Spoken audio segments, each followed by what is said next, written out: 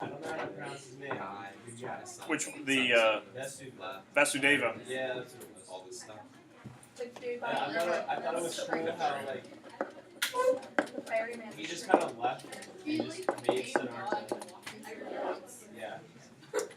Couple things about part two, and certainly you folks are kind of starting to hit on these. Cody was talking about time. Time certainly plays a much more significant role, I would say, with it. You know, especially the elapsed time. You know, the amount of time that takes place. Keep in mind when part two opens, he's still a young man in his 20s, and by the time it's come to an end, him and Govinda are both very old men. I would say there's more of, I think someone said, like a dream-like feel to it, or in some ways more of maybe like a mystical feel to it. Siddhartha and Vasudeva would kind of portray this because they kind of have some deity-like qualities to them.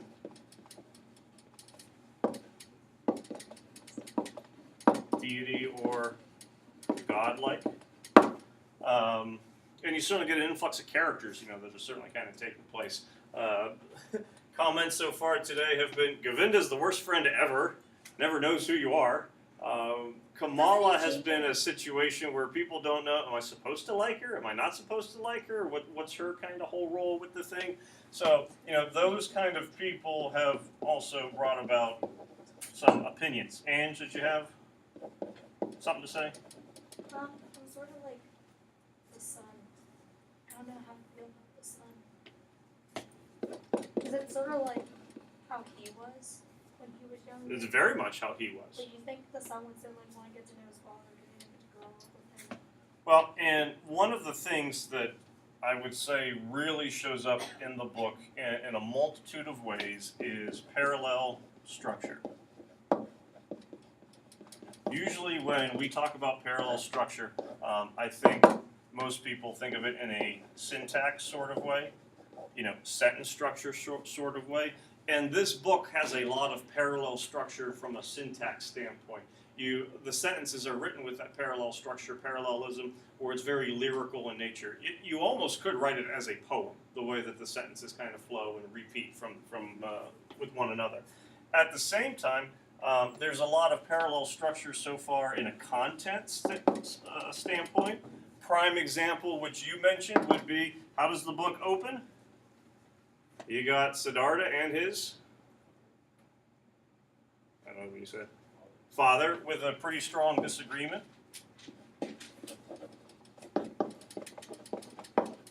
And it's not the way that the book ends, but this scene kind of repeats itself with what Andrew was saying, where you have the son and Siddhartha pretty much having similar disagreement, where in both cases what wants to happen, the younger one at the time, the son, ultimately wants to leave and does leave. So that's certainly an example where you're going to have some repetition or parallelism take place. Can you think of any other ideas? They don't have to be that, precise in the way that one is, where you have repetition, parallel structure, similar scenes kind of happening multiple times. Siddhartha first crossed the river when he came back. He met Vasudeva again. Yeah, he's at both times. And he kind of has like an awakening any time that he is by the river. He tends to kind of gain some kind of knowledge. So the river tends to parallel with awakenings or like new beginnings. And as you mentioned, Vasudeva is there both times, which this kind of goes back to Cody's point about time. Time really kind of gets manipulated because the first time Siddhartha meets Vasudeva, Siddhartha's young. Vasudeva is, first time he meets him, he's the old fairy guy. When Siddhartha comes back, he's older. Vasudeva's still the old fairy guy. And then Siddhartha really gets old, and you still have the old fairy guy until, he walks into the woods and is gone. So, does this guy age at all? Kind of becomes that mystical quality that kind of comes about with it. one of the points that we really looked at, and JT, I remember you on Friday kind of going, wait a minute, so with the conversation that Siddhartha was having with who? Because if you desire, you suffer, because to live is to suffer. So to desire is to suffer. So you need to find something without really being able to want it and look for it. And I don't remember the whole wording that we did, but you were going, wait a minute, this doesn't make any kind of sense to us whatsoever. But we have a conversation with the Buddha and Siddhartha about that whole idea of knowledge and the acquisition of it. Any conversations similar to that one? No, yeah, there you go. You could even say, like, even the one he has with this, Yeah, sure. Vasudeva. because he says, like, I can't teach you anything, but Yeah, what does Buddha tell Siddhartha? I can't teach you. You have to learn on your own. Vasudeva, as you said, basically says that. Govinda goes, what can you teach me, oh wise one? I can't teach you anything. Knowledge can be learned, wisdom must be experienced. Love everything. So that conversation really kind of repeats 3 times, or repeats at least twice, 2 repetitions of that same conversation with Govinda, with Buddha, and with Vasudeva. So certainly that development really kind of starts to take place. And you could even kind of mention, there's parallelism when Govinda meets Siddhartha, because it seems like anytime that meeting happens in part 2, I Govinda, Siddhartha, I didn't recognize you. And then you have this kind of happening all over again, which I think is where people kind of go, Govinda's an idiot, which I don't think is true. Govinda always does kind of, to me, reading it, comes off as being childlike. Like at the end of the book, you forget that he would be just as old as Siddhartha, because he still sounds like a little eager pupil trying to learn more and more stuff. But if you were to look at them as characters, type of characterization, what would be a good word to use for Govinda? I don't mean like an adjective as to like good character, bad character, but I would say he is a static character. He doesn't change. He's always the eager guy looking to please, trying to learn something. By him being static and not recognizing Siddhartha, what does that emphasize about Siddhartha? He's constantly changing. He's a different person each and every time. So it makes sense that the static character would not be able to recognize this character, because every time he sees Siddhartha, Siddhartha changes. Which, keep in mind, what is one of those beliefs about life cycle? You have constant rebirths taking place. Mentioned to you last week, hey, there's that weird dream in chapter 5. Think about it as a rebirth. Well, it starts off with Govinda, and then it changes to, basically Siddhartha being nursed. He's like a newborn at this point. There's kind of like a lot of sexual imagery that's also kind of taking place. Who's the next character that he meets? Kamala. And so now he goes into kind of experience mode. He has a rebirth that takes place. When he leaves the village, what does he contemplate doing at the river? Jumping in. And kind of starting all over at that point. You meet Vasudeva, a rebirth takes place. When Vasudeva dies, Siddhartha becomes the old wise boatman. A rebirth has kind of taken place. So that life cycle, you could say, Siddhartha has certainly repeated over and over and over again, where he's kind of now becoming a new person and hopefully is able to leave it and achieve his nirvana state kind of thing. what was the gift? Hmm? What was the, like, gift? Was it the rose? I thought it was going to be something way more than that. Wait, what part are we looking? When he, the first time, when Siddhartha can't pay him when he gets off the boat, he says he'll come back and bring me a gift. Mm-hmm. That's what it was. When he leaves the town, I mean, yeah, because he has the fine clothes and all those kinds of stuff. Hey, why don't you take this now? I don't really want that. Really, you could argue the gift ends up being that Siddhartha will kind of be like the companion, to help him out. On the flip side, you could argue Siddhartha doesn't give, not Govinda, Siddhartha doesn't give Vasudeva anything, but Vasudeva gives Siddhartha not the wisdom, because ultimately it's the river that kind of communicates that, but allows him to be able to understand, that whole concept. But you do get that parallel cyclical nature, which makes sense because, again, that's a big tenet, big part of their belief. I thought like when Vasudeva, when he believes in, it's kind of like the ascension, where Mhm. like, he teaches them everything that leads. I kind of parallel, and the movie's getting older and older and older, so who knows how many people have ever seen it anymore, but anyone have Field of Dreams? Yes. In each class, one person just goes, yes, and then everyone looks at that person. Baseball movie, dead players come out of the cornfield and they go back into the cornfield. Weird. I kind of picture like James Earl Jones going into the cornfield and, that's it. But yeah, that would kind of be his ascension. Yeah, I would agree with that. Everyone else is going, why would a guy going in the corn be good? But Pretty good fire Pretty back there,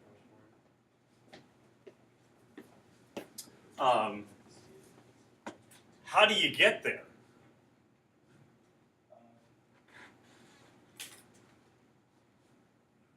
Because when Siddhartha talks to Buddha, we said Siddhartha talking to Buddha, Siddhartha talking to Vasudeva, Govinda talking to Siddhartha, all of the people who are looking for that enlightenment, why are they still going to be in an existence of suffering?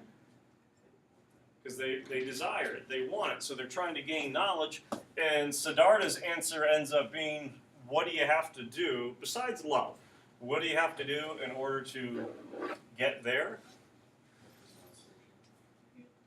You stop searching, which is hard for us to do. I forget it's like you'll find what you're looking for if you stop searching for it. Right. I mean, which people talk about all the time. Because if you're looking for something, you're so focused on that one goal that you miss everything else that takes place. He basically finds his salvation or enlightenment through what object, I guess? The river. And what does he have to do with the river in order to really understand? He doesn't talk, but he listens. So if you listen to everything around you, that's where you can start to find peace, love, and that's when you get to that spot. In reality, Simple, isn't it? when they desire for nothingness, aren't they desiring to get to nothing? Yeah, that was like Friday's conversation. How can you get someplace where you want to go if you can't actually desire to want to be there? For our understanding, yes, it would be that paradox. Because as long as you are still desiring, you're stuck in that circle.